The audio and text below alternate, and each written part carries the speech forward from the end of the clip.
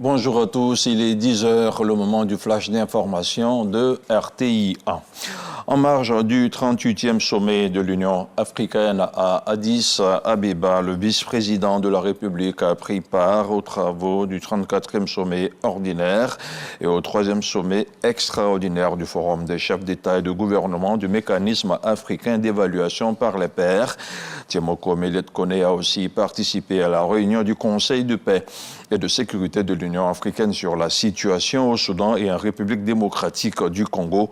La rencontre du MAEP a été l'occasion pour le vice-président Kone de présenter le rapport d'étape sur la mise en œuvre du plan national d'action de la Côte d'Ivoire, les avancées notables et les résultats encourageants obtenus sous le leadership du président Alassane Ouattara en matière de réforme pour une meilleure gouvernance et de réalisation socio-économique significative, ainsi que le défi à relever. Toujours à Addis Abeba, le candidat djiboutien Mahmoud Ali Youssouf a été élu président de la Commission africaine de l'Union africaine hier samedi après-midi. Il l'a emporté au 7e tour avec 33 voix sur 49. L'actuel ministre des Affaires étrangères du président djiboutien va succéder au Tchadien Moussa Faki Mahama, dont le second mandat à la tête de l'organisation s'achève le 15 mars prochain. Jusqu'au bout, la compétition a été serrée. Et ici, en Côte d'Ivoire, la journée internationale de lutte contre les cancers infantiles est célébrée le 15 février de chaque année. L'occasion pour l'Institut national de formation des agents de santé de sensibiliser et de former ses étudiants de première et deuxième année. Ils participent à une séance de formation. Les travaux se sont déroulés hier samedi 15 février. C'était au centre hospitalier universitaire de Treichville. Le reportage de Juliette Ouya.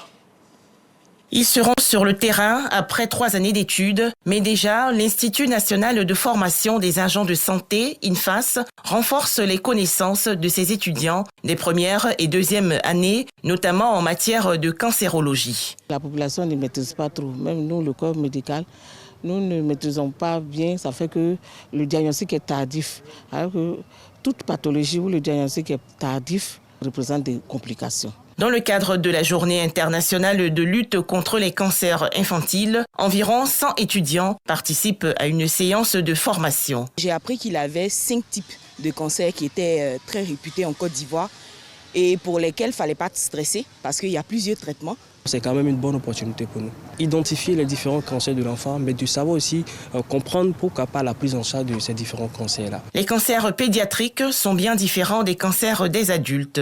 Ainsi, le type de cancer, les symptômes et la façon de les guérir ne sont pas les mêmes. Le cancer le plus prévalent, surtout en Côte d'Ivoire, c'est le lymphome de Burkitt à lui seul. Le lymphome de Burkitt, c'est le cancer qui touche les ganglions et puis la rate.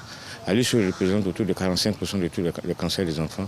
Ensuite viennent les autres cancers, la leucémie, le cancer de l'œil, le cancer du rein. Le traitement est spécifique pour chaque cancer. On ne peut pas éviter le cancer de l'enfant. Il faut plutôt parler de diagnostic précoce. But de connaître les signes. La Côte d'Ivoire dénombre environ 800 enfants atteints de cancer, dont 350 sont pris en charge par le centre hospitalier universitaire de Treichville. Dans le reste de l'actualité hors de nos frontières, 18 mois après l'arrivée au pouvoir des militaires, la première journée des assises nationales a eu lieu au Niger. Samedi, lors de son discours d'ouverture, le général Tiani a réaffirmé que la durée de la transition sera fixée à l'issue de l'événement. À l'issue des 5 jours de ces assises nationales, un projet de charte de la transition doit être élaboré. Au moins 48 personnes sont mortes samedi dans un effondrement sur le site d'une mine d'or illégalement exploitée dans l'ouest du Mali. Il s'agit d'un bilan particulièrement lourd dans une région coutumière des accidents dans le secteur minier. Les victimes sont essentiellement des femmes, dont une qui portait son enfant dans le dos. Il y a un peu plus d'1 an, un éboulement particulièrement meurtrier avait fait plus de 70 morts dans une mine d'or du sud du Mali.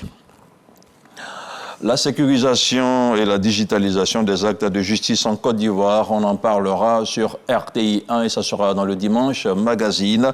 Monsieur Ogé Kadessi Oulou, coordinateur des projets digitaux au cabinet du garde des Sceaux, ministère de la Justice et des Droits de l'Homme, sera notre invité. On se retrouve à 13 h.